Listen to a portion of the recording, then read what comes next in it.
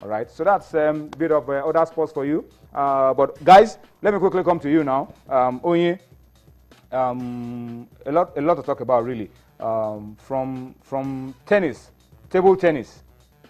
What's your reaction? The guys are doing well. The girls unable to go because they couldn't pay their way. The guys could pay their way. The girls have not been able to do the same. And for me, that's disappointing. Very disappointing, Tony. You know, I'm close to a very good tennis sports journalist, Lekon. He told me that Quadri, you know, confided in him that even if they don't have money, that's the National Sports Commission, that he will continue, you know, to sponsor himself, that he will get to the Olympics, even if it comes to that.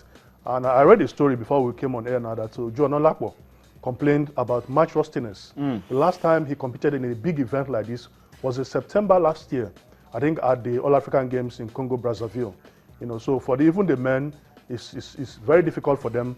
They are just, you know, determined to make sure that they attend some of these championships. For the girls, like you said, very terrible, Tony. I think it's not a good one.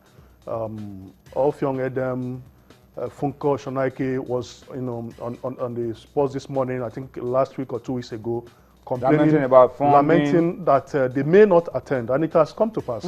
They are not in this tournament.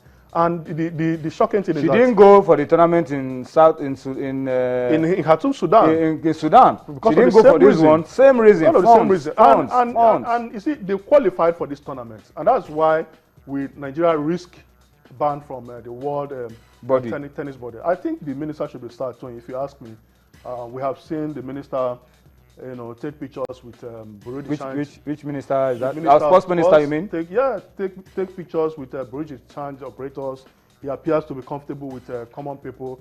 But the reality on ground is that, you know, business is sports, yes, sports development. We may not even get to the Olympics. The same thing happened to Taekwondo. It was scandalous. What can the minister do if the funds are not there?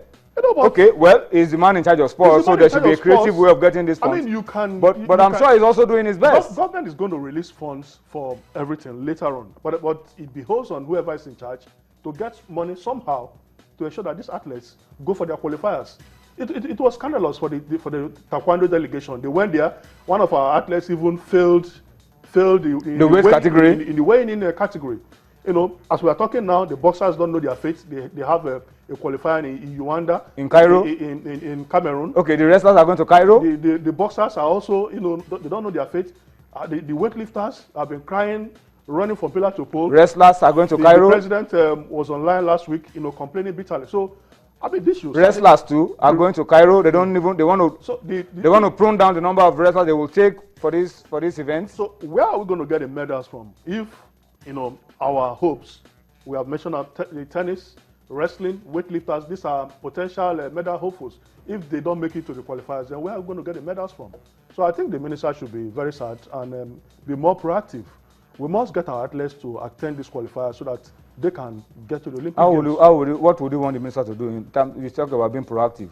To him, we saw Bukola Olopade on this program when he was appointed the president of the wheelchair basketball. From scratch, from nothing, he was able to take that game to somewhere.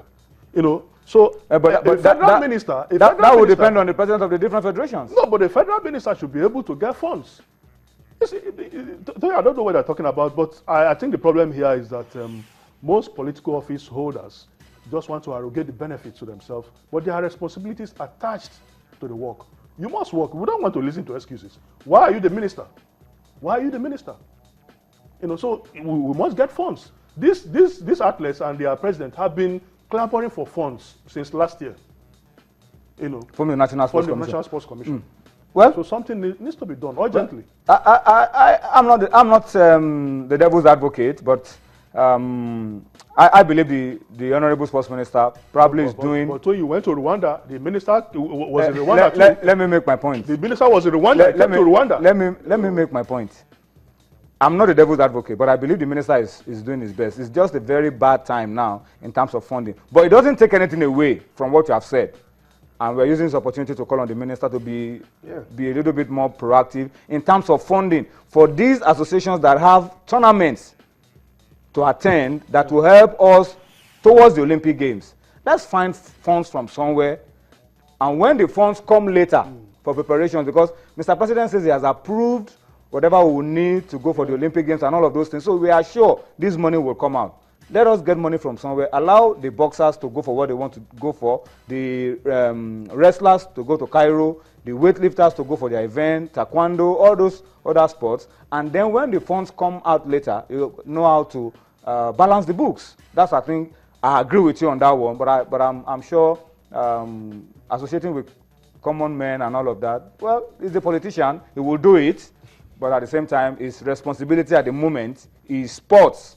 And he must not fail on that one if he wants to really help his cause as a politician. That's my thinking. I don't know whether to be agrees with me. No, really. You were in Rwanda too with the minister. You saw I saw everything. All the explanations that they put forward. Put it to the players, but it wasn't enough. We need to be fair with ourselves, because despite the promises, even I could remember we put you on the spot asking if these players will not get tired without funding. But against and what did I say? You said the money will come.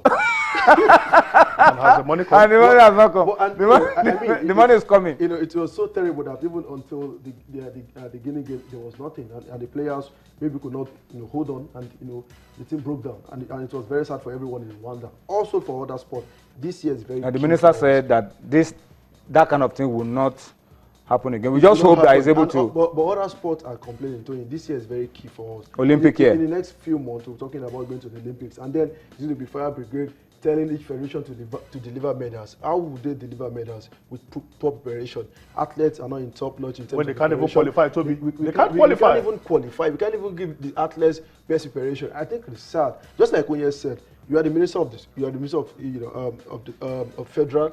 Federal Republic. Yes. The federal government has said they've approved the money. Yes, the money will not come on time because of the process. But how do you go in your own way to make sure that these funds come out? We always clamor and said sport is business. It depends on how you work on it. Sport is business. There are ways you can, go into corporate sponsors and get funds back. Then you return the funds when the funds are available. It is very sad that Nigerian sport will depend on the government. And now it's looking as if with the situation of the country, sport will continue to fail, especially with the kind of people who install to manage the affairs of our sport, because we need proactive people, we need business people that can understand that sport is business, where you can invite, try to get more corporate sponsors to get into business with you, for you to sort your programs. I mean, it is very, very sad, and the way things are going, Tony, I think this might be one of the most worst Olympic for us, because I reject that. We are not. It can't be worse than the London Olympics. We didn't win a medal. We didn't win a medal. I reject that. I just hope so. I reject that. Let me read this tweet. So he knows the truth. And he's trying to. He knows the truth. So I don't know what to do. He knows the truth. Because I remember Tony said, "You guys should not bother. The money will come." Until you guys. The money will come. Yeah, it will come.